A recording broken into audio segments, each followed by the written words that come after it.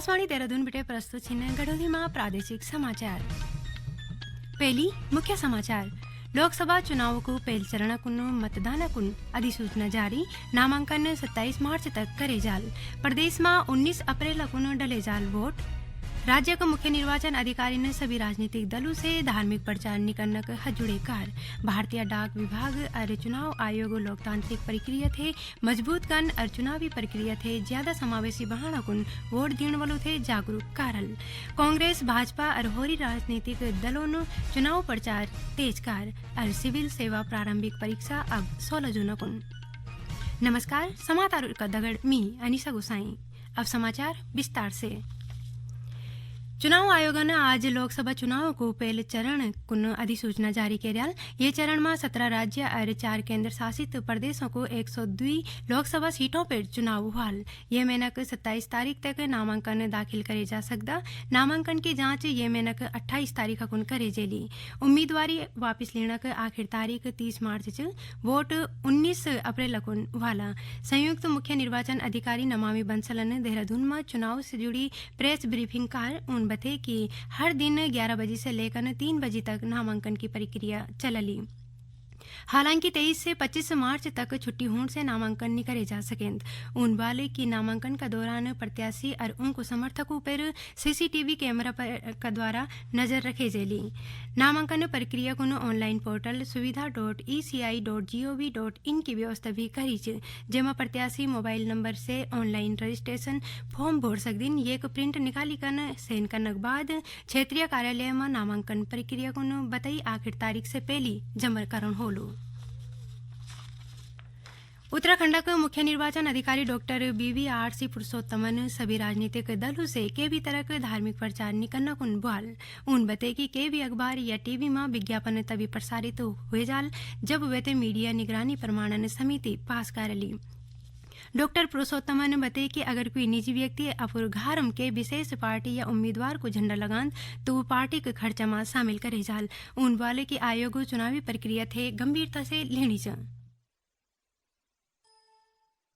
उत्तराखंड हमेशा यहाँ पर शांतिपूर्वक वातावरण में चुनाव होने की इतिहास यहाँ पर हमेशा रहा है। बट इसका मतलब ये नहीं कि हम इसको सीरियसली नहीं ले रहे। हमने इसको बहुत सीरियसली लिया है। हमारे पास टोटल कुल 11,700 बूथ है लगभग। तो उसमें हमने जो चिन्हांकित किया है लगभग 1000 से 1200 तक हमारे पास सेंसिटिव बूथ्स है। सो इन बूथों में हम सेंट्रल पैरामिलिट्री फोर्स और हमारा स्टेट PSC का तैनाती यहाँ पर कराएंगे और हम सुनिश्चित करेंगे कि शांतिपूर्वक चुनाव हो यहाँ पर। सो इस बार लगभग 50,000 इलेक्शन ऑफिसर्स विविध स्तर के ऑफिसर्स यहाँ पर चुनाव कराएंगे। इसमें लगभग 11,000 प्रिसाइडिंग ऑफिसर्स रहेंगे, फिर polling officers, sector magistrate, zonal magistrate, पूरा तंत्र लगभग 50,000 लोग।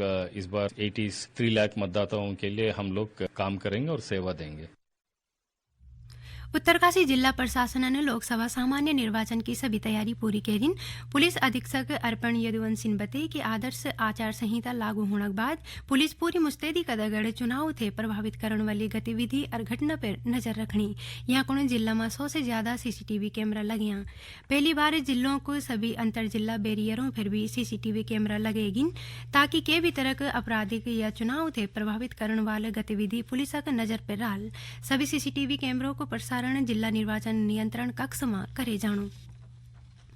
अल्मोड़ा के शोभन सिंह जीना विश्वविद्यालय परिसर और उदय शंकर नाट्य अकादमी में आज मतदान कार्मिक होते लोकसभा सामान्य निर्वाचन 2024 सकुन पहल चरण को सामान्य प्रशिक्षण दिए गए।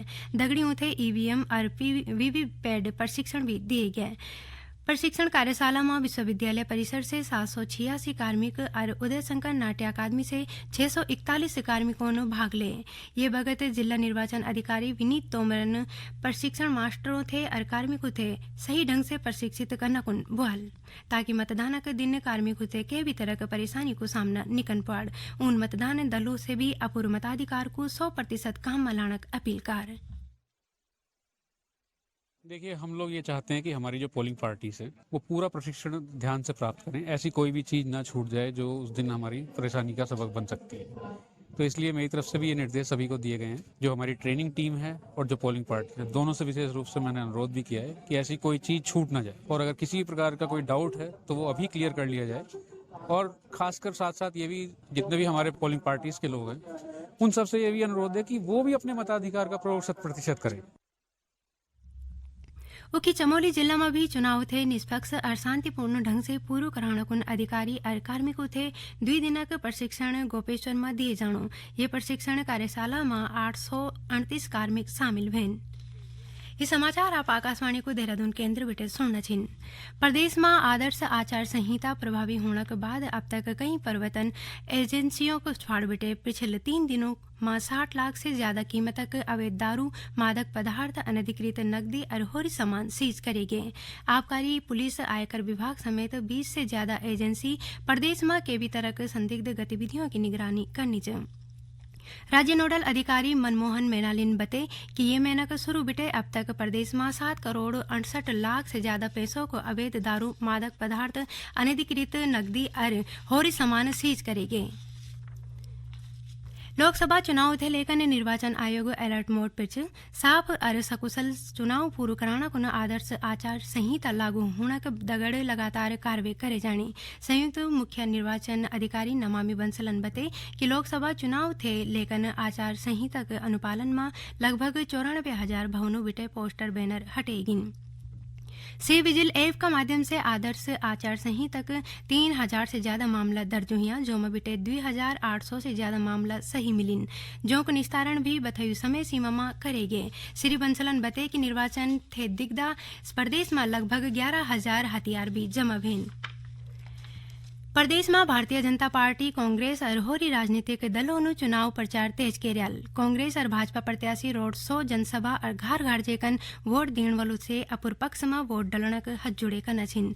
ई कड़ी में गढ़वाल से भाजपा प्रत्याशी अनिल बलूनी, पूर्व मुख्यमंत्री और गढ़वाल सांसद तीरथ सिंह रावत और भाजपा के वरिष्ठ नेता और प्रदेश सरकार में शिक्षा मंत्री धन सिंह रावत के दगड़ श्रीनगर में रोड शो कार। उन्हें कांग्रेस प्रत्याशी गणेश गोदियाल और जोत सिंह गुंसोलन भी अलग अलग जगहों में चुनाव प्रचार कार। ये बीच प्रदेश कांग्रेस उम्मीदवार गणेश गोदियाल ने देहरादून में पत्रकार वार्ता करी कि भाजपा पर कड़ू प्रहार कार। भारतीय डाक विभाग और चुनाव आयोग लोकतांत्रिक प्रक्रिया थे मजबूत करण और चुनावी प्रक्रिया थे ज्यादा समावेशी बनाना कुन वोटरों थे जागरूक कारल। उत्तराखंड डाक परिमंडलक डाक सेवा निदेशकन बते कि डाक विभाग लोकतांत्रिक प्रक्रिया थे मजबूत करना कुन स्वीप मतदाता शिक्षा कार्यक्रम को आयोजन करुणो। यहाँ कुनो भारतीय डाक विभाग और चुनाव आयोग के बीच करार भे। ये करार में डाक विभाग के विस्तृत नेटवर्क से गतिविधि भेली। उन बते कि डाक विभाग के प्रेषित और बटे जान वोलो डाक अंतर चीजों को एक खास रेबार छपे जाल, जेक माध्यम से पाण वलु थे मताधिकार कुन्नो जागरूक करे जाल। दगड़ी डाक परिसर, एटीएम, डाक गाड़ियों में पोस्टर, फ्लैक्स, होर्डिंग से भी शिक्षा संदेश दिए जाल। समुद्र तल से करीब 12,000 फीट की ऊंचे पर उत्तरकाशी के डोडीताल से साल को पहलू 7 सदस्यीय ट्रेकिंग दल सकुशल वापस आगिन। ये दल में पुणे, राजस्थान और गुड़गांव से 5 बैग और 2 बेणी ट्रेकर शामिल है। डोडीताल से लौटने पर दलन बते कि करीब 1.5 किलोमीटर क्षेत्र में फैली झील 90% तक जम गए। ट्रेकिंग व्यवसायी राजेश पवारन बते कि ये साल के शुरुआत में 2 दलों ने डोडीताल पहुंचने की कोशिश कर छे, लेकिन भारी बर्फबारी के कारण वो केवल मांझी तक ही पहुंच सकिन। ट्रेकर्स टीम लीडर हार्दिक और लव रावतन बते कि मांझी से डोडीताल तक अभी भी 3 फीट बर्फ जमी च। बते दिवा कि मांझी कैंप से डोडीताल की दूरी 5 किलोमीटर च। संघ लोक सेवा आयोग ने ये सालक सिविल सेवा प्रारंभिक परीक्षा स्थगित करने का फैसला ले। सिविल सेवा परीक्षा जो भारतीय वन सेवा परीक्षा को स्क्रीनिंग टेस्ट का रूप में भी काम कर दी, अब ये साल 16 जून को करे जाली। यह परीक्षा पहली 26 मई को होने वाली है। आयोग ने अग्नि आम चुनाव थे दिग्दा परीक्षा थे अग्नि करने को फैसला ले। देहरादून का ऐतिहासिक झंडा आरोहण 30 मार्च को होलू।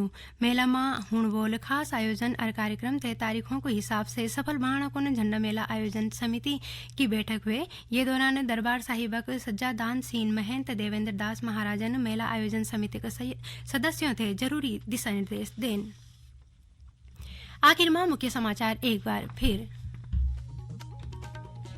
लोकसभा चुनाव को पहल चरण का मतदान को अधिसूचना जारी नामांकन 27 मार्च तक करे जालू प्रदेश में 19 अप्रैल को डले जाल वोट राज्य के मुख्य निर्वाचन अधिकारी ने सभी राजनीतिक दलों से धार्मिक प्रचार नहीं करने की अपील कर भारतीय डाक विभाग और चुनाव आयोग लोकतांत्रिक प्रक्रिया थे मजबूत कन और चुनावी प्रक्रिया थे ज्यादा समावेशी बनाने को वोट देने वालों थे जागरूक कारल कांग्रेस भाजपा और होरी राजनीतिक दलों ने चुनाव प्रचार तेज कर और सिविल सेवा प्रारंभिक परीक्षा अब 16 जून को यहाँ की दगड़े गढ़ोली में प्रादेशिक समाचारों को ये बुलेटिन समाप्त हुआ। नमस्कार।